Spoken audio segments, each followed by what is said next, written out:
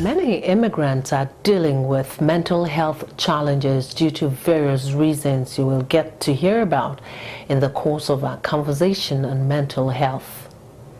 Thank you for joining us on You and Your Community on iAfrica Voices, reaching you from Ottawa, the Canadian capital city. I'm Joy Osiago.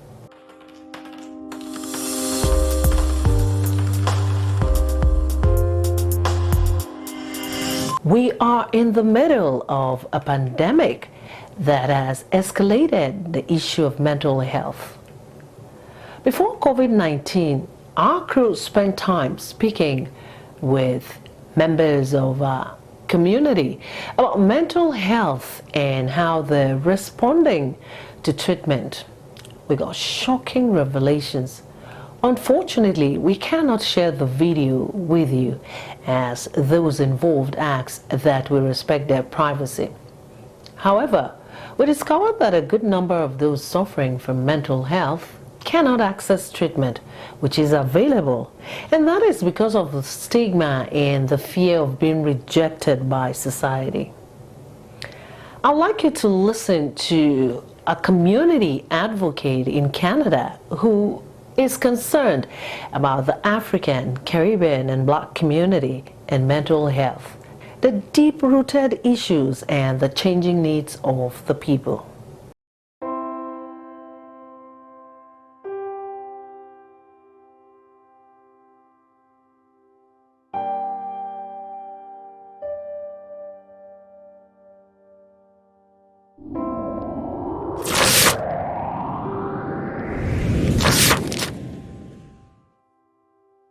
The issue of mental health is very, very dear to my heart because it's a reality of our day-to-day living.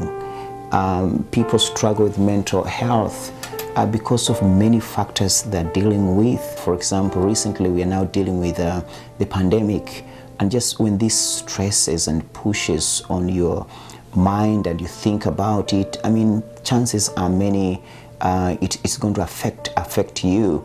But even before the pandemic, especially for immigrants, there are many challenges we deal with, issues to do with poverty, issues to do with racism, issues to do with isolation. You've been removed from your, I would say, your natural habitat, from the place where you're used to, from the things you used to do.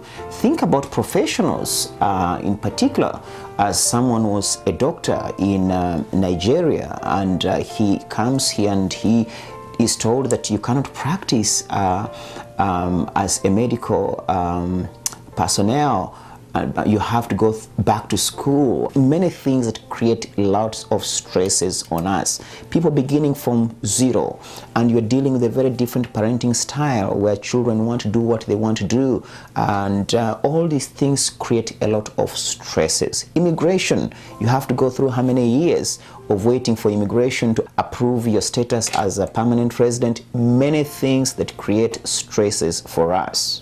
We are dealing with one thing after the other, and so the possibilities of having mental health breakdowns in our community are high.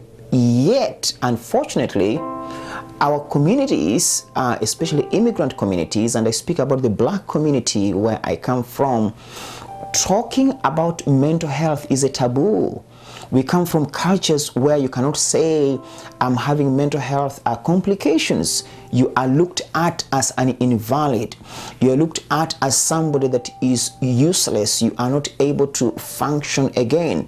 And so this stigma that we have around issues of mental health make it very difficult for people to acknowledge, admit that they are struggling with mental health complications. And as a result, we have people who are struggling in our community and they're not accessing help.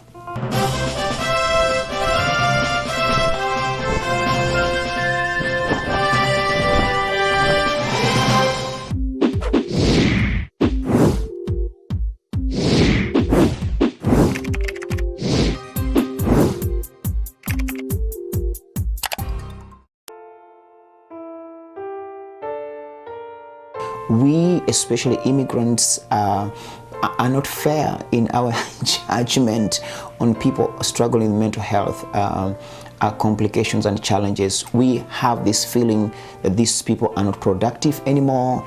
We have a feeling that these people are invalid. We even think they are dangerous. We think they cannot parent at all. In fact, one of the things I've always heard from many people in our community, when I tell them, can we access help? They tell me, I don't want that on my record. I don't want anyone to go through my record and discover that I had this issue, I have the other issue. I may not be given a job. If a potential husband or someone trying to date gets to know that I'm having mental health challenges, that may be enough reason for that relationship to break. So the stigma we attach around people with mental health challenges has become a stumbling block, has become a barrier in people in our communities coming out to acknowledge they have mental health complications. As a result, people die in silence.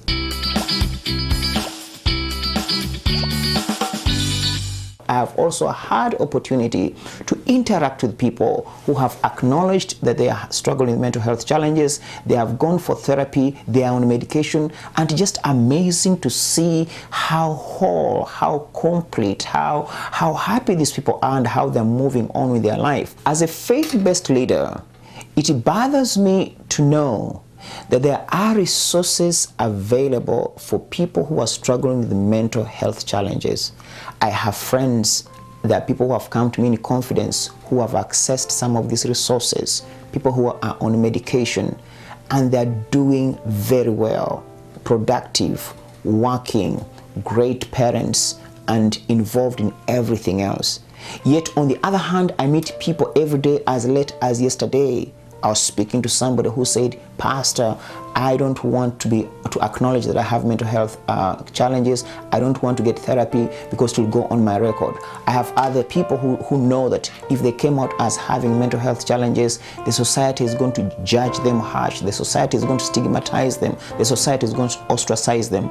As a faith-based leader, it bothers me that we have created barriers within our community that stops people from accessing help that would have otherwise helped them and made them very productive and caused them to live a full and wholesome life in spite of the mental health challenges they're dealing with.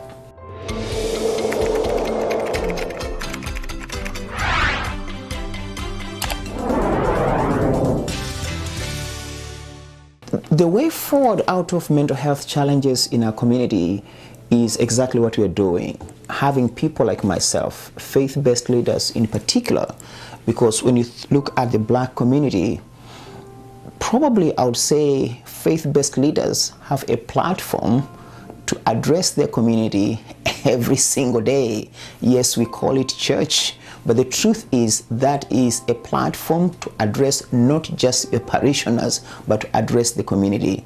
I think we faith-based leaders need to do a little bit more. And every other person within the African, Caribbean, and Black community that has a platform, whether it is people in the radio, people in television, whether it is our icons, whether it's our celebrities, we need to talk about the reality of mental health and speak about the available resources and speak about how this is not a disease, a contagious disease that someone is going to catch, but this is a condition that has solutions, that is treatable.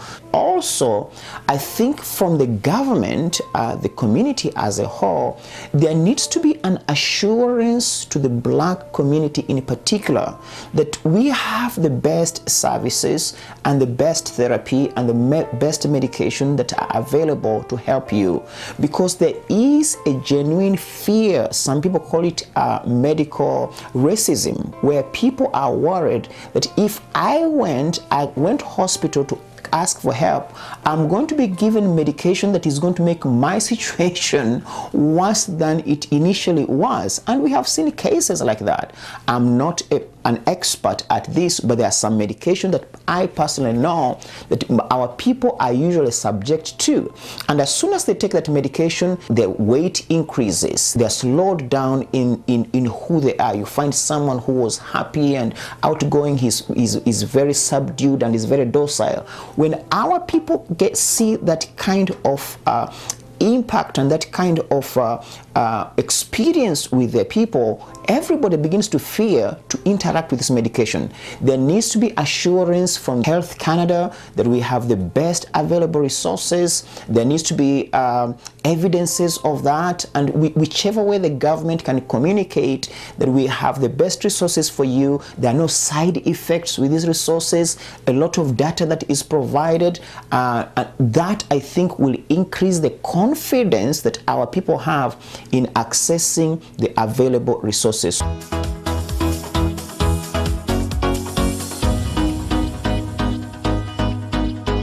Thank you very much for that engaging exposition, Reverend Joseph Kiirya. You see, we all go through various levels of mental health challenges depending on where you're coming from and our changing needs. You don't want to hear about mine.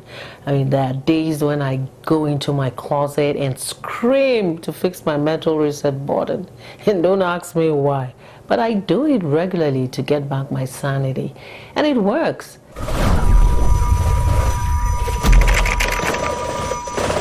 On a final note, be kind to those dealing with mental health issues. Be compassionate and supportive.